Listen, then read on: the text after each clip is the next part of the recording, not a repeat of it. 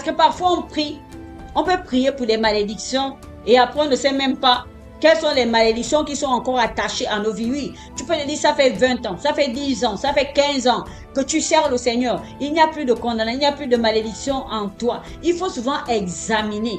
Il faut examiner Dieu. Il faut souvent appeler Dieu afin que Dieu te révèle les détails. Parce qu'il y a peut-être un problème qui dérange dans ta vie et toi, tu ne connais pas. Est-ce que tu sais que tu peux être sous la malédiction du mensonge? Tu peux être sous la malédiction de la colère.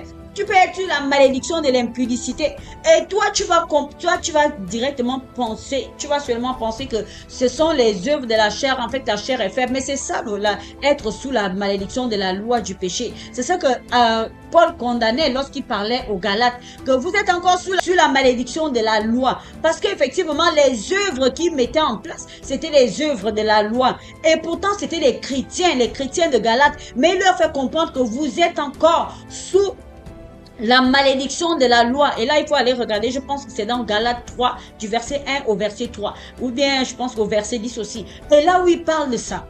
Et donc, parfois nous servons Dieu. Il y a encore une malédiction, une réclamation cachée qui nous maintient.